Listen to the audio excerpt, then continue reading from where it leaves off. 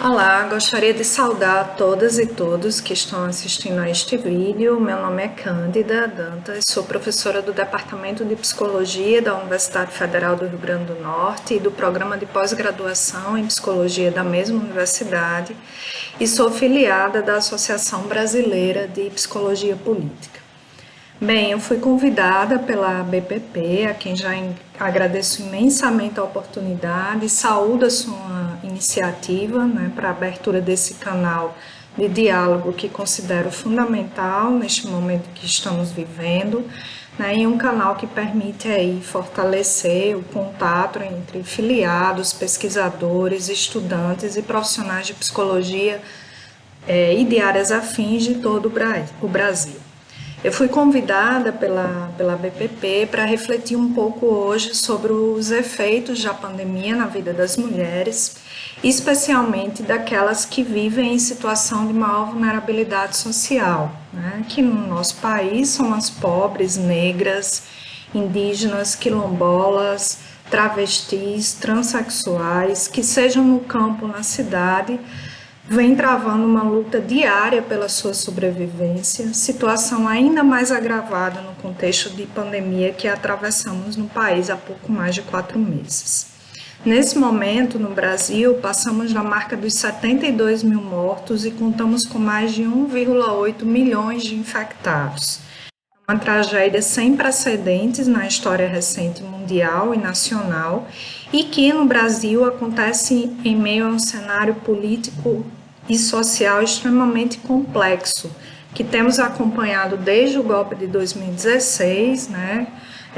culminando com a eleição do atual presidente, em um processo representado por alianças entre o capitalismo financeiro, neoliberalismo, neoconservadorismo classista, machista e racista, como nos apontou Sueli Honig.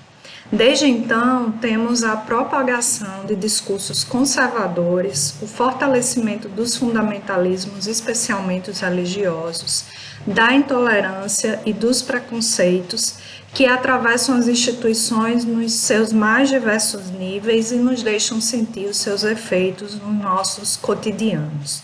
Aliado a isso, acompanhamos o progressivo desmonte das políticas públicas em consonância com a adesão irrestrita dos governantes aos preceitos neoliberais. Tal desmonte induzem a exposição das populações, especialmente as negras, indígenas, quilombolas, as mulheres de uma forma geral, populações LGBTQIA+, nordestinos, pobres, à violência e à morte, constituindo uma situação que Judith Butler designa de precariedade, ou seja, uma distribuição desigual da condição precária, que jogam essas populações em zonas de menor visibilidade e de desproteção social. É o que também podemos denominar, a partir de Mbembe, de necropolítica, produção de mundos descartáveis, de mundos da morte, como um empreendimento de subjugação e aniquilamento dos corpos na contemporaneidade. O momento atual, portanto, impõe pensarmos não somente nos efeitos catastróficos da crise sanitária causada pelo coronavírus, mas cabe-nos refletir como ela escancara e agrava significativamente a estrutura de desigualdade que sustenta a nossa sociedade, ancorada em hierarquias e opressões de gênero, de classe e de raça, e que constitui o nosso sistema capitalista em meio a uma crise econômica, política, cultural e social no Brasil. Várias análises já estão sendo divulgadas na academia e na mídia de uma forma geral, que mostram que apesar do vírus ter uma ação dita democrática, entre aspas, e que em tese dessa forma todos estariam passíveis de serem infectados, seus efeitos vão diferir significativamente entre os diferentes estratos da população. Ao atingir, por exemplo, as periferias das grandes cidades e interiorizar-se no país, o momento atual que a gente vive da disseminação do vírus, seu grau de mortalidade cresce significativamente e reflete as péssimas condições de moradia, de infraestrutura básica, de falta de acesso aos serviços de saúde, né, etc. Além desses alarmantes índices de mortalidade, a pandemia impõe uma série de desafios relacionados às esferas de reprodução econômica e social em nossas sociedades e impacta fortemente a vida das mulheres, exacerbando condições de desigualdade e violências historicamente vivenciadas por essas. Gostaria de ressaltar 3 desses impactos, né? O primeiro diz respeito exatamente às próprias condições econômicas. Dentre as mais de 13 milhões de pessoas que vivem no país hoje abaixo da linha de pobreza, grande parte é composta por mulheres, mães, negras e chefes de famílias que sustentam sozinhas suas casas e seus filhos.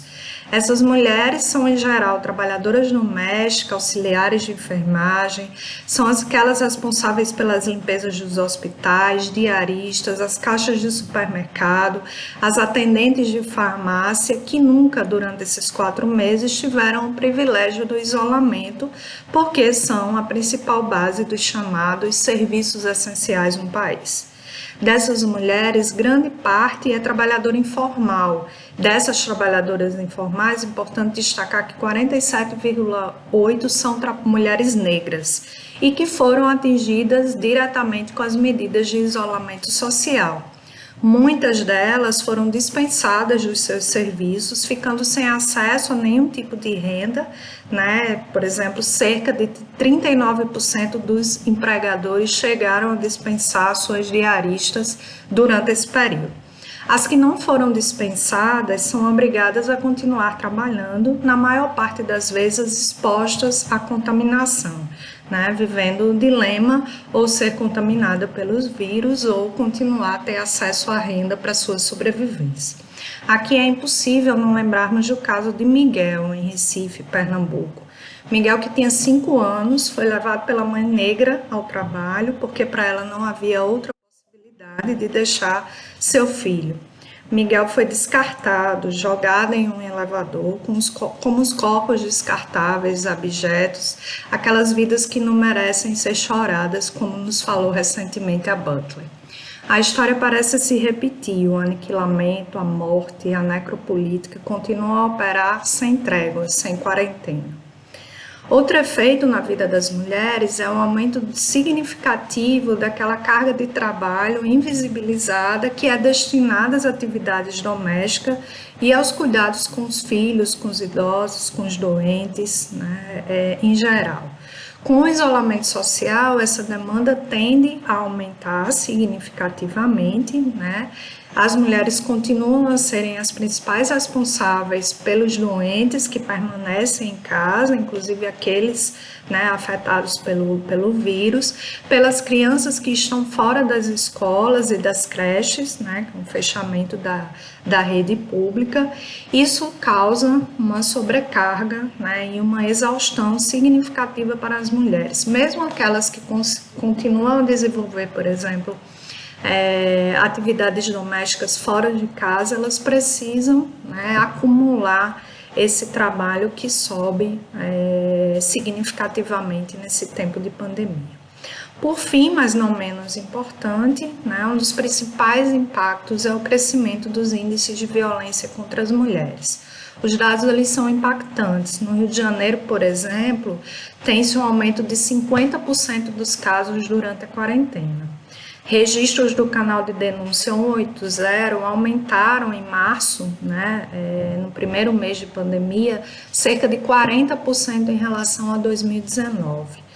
Se considerarmos os relatos de violência doméstica contra as mulheres em redes sociais, o aumento chega a ser de 400%.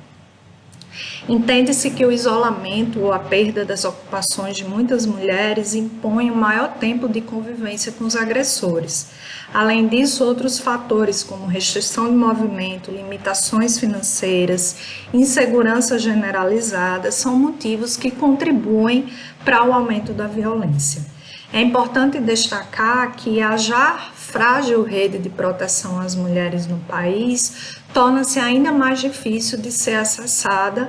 especialmente para aquelas que já viviam em condição de desproteção. Entretanto, apesar de reconhecermos as consequências desse cenário para a vida das mulheres, também aprendemos muitas com essas mesmas mulheres, né? As negras, as pobres, as trabalhadoras, as chefes de família, as moradoras das comunidades rurais, de assentamentos, de quilombos, as moradoras das periferias das grandes cidades, pelo acumulado das suas histórias de resistência cotidianas e lutas pela transformação social. Ao longo da história, e agora não poderia ser diferente, as mulheres sempre ocuparam a linha de frente das redes de solidariedade em resposta aos efeitos das várias e diferentes crises econômicas, né, passadas no capitalismo e agora, né, advindas dos efeitos da pandemia. Nesse processo, que parece de resposta imediata à sobrevivência, aparecem também espaços de luta política importantes que certamente transcendem, né, as necessidades imediatas da pandemia. Em um artigo que acabou de sair na revista Estudos Feministas, a Silvia Federici traz uma importante reflexão para o momento que estamos vivendo, quando ela mapeia algumas organizações de mulheres em contextos urbanos e rurais na América Latina, né, que, nas palavras delas, responderam, né, com várias ações, entre aspas, abre aspas, quando os mecanismos constitutivos da economia capitalista colapsaram, as mulheres deram um passo à frente e, por meio de seus esforços coletivos, garantiram as formas básicas de reprodução social e romperam a barreira do medo que aprisionou suas comunidades. Assim, o trabalho cotidiano, social e reprodutivo é transformado em ação coletiva de resistência à exploração capitalista, ao patriarcado, ao machismo, ao racismo. Né? A Federici traz experiências interessantes de mulheres que, ao mesmo tempo, né, que preparavam e organizavam a produção e preparavam os alimentos, né, para garantir aí a alimentação para suas comunidades, se organizavam e se fortaleciam politicamente nas suas lutas. Um exemplo interessante que vem ocorrendo hoje no Brasil vem do movimento Sem Terra e de uma campanha que as mulheres lançaram, que chama Mulheres Sem Terra, contra os vírus e as violências. Nessa campanha, as mulheres elegeram 3 eixos de ação, né? O primeiro é a violência contra os sujeitos vulneráveis, o segundo é autocuidado, trabalho e saúde, pensando corpo, mente e relações, e o terceiro é o que é a resistência ativa, né? A resistência ativa nesse momento de pandemia, né? E é interessante porque numa campanha como esses 3 eixos, as mulheres pensam, né, através da produção e cooperação para atender necessidades imediatas, tanto das suas comunidades, dos seus assentamentos, mas também, né, com toda a campanha que o MST tem feito de distribuição de alimentos em várias regiões periféricas, no campo e na cidade do país, né, essas mulheres continuam a ocupar, estar na linha de frente desses processos, mas continuam a refletir e a ensejar processos de luta que sempre pensem também, né, em movimentos de cooperação, construção de autonomia, que possam fazer frente, primeiro, à violência, que são alvos nesses tempos de pandemia, mas já anteriormente, né, uma das lideranças do MST fala na construção de territórios livres de violência contra as mulheres, que os assentamentos eles sejam esses territórios, mas também em buscar, em continuar construindo alianças, forças de combate ao capital, né, como um dos seus focos. Então, é um movimento muito interessante, né? E que mostra que, apesar de todos esses retrocessos e conservadorismo que se colocam em campo junto com os efeitos da pandemia, né? As lutas das mulheres continuam de diferentes formas, sim, assumindo diferentes facetas em função das necessidades de sobrevivência, né? Que aparecem para essas mulheres, mas elas também refletem nos níveis macro e micropolítico a potência em operar, né, mudanças nos planos institucionais, acadêmicos e culturais, com discussões e práticas, especialmente, que se contrapõem ao patriarcado, ao machismo, ao sexismo, introduzindo novos saberes e novas práticas em torno do corpo, da sexualidade, do direito das mulheres e das populações LGBTQIA+, né? Assim, em toda a sua diversidade, concordamos com a Margaret Hago quando ela diz que, abre aspas, os feminismos têm sido um amplo investimento na transformação da cultura, da vida social e na produção de novas formas de subjetividade, de novas políticas de nós mesmos, resultando em efeitos notáveis que podem ser percebidos nas novas gerações em que pese todo um quadro muito assustador de ascensão das forças reacionárias, misóginas e de direita. Diante disso, consideramos fundamentais os estudos e pesquisas no campo da psicologia política, que, em diálogo com as perspectivas, teorias, epistemologias e movimentos feministas, especialmente aqueles do campo subalterno, né, os feminismos negros, decoloniais, lésbicos, indígenas, entre outros, possam contribuir através de saberes e experiências situados, localizados, corporificados, né, com um campo de investigação e práticas que, em aliança com movimentos sociais, coletivos, organizações de mulheres do campo e da cidade, possam construir aí projetos que, de forma imediata, continuem a enfrentar os efeitos nefastos da pandemia, né, que não é somente decorrente de uma crise sanitária, como já dissemos, mas que se perpetuem enquanto projetos políticos de transformação da realidade. Queria agradecer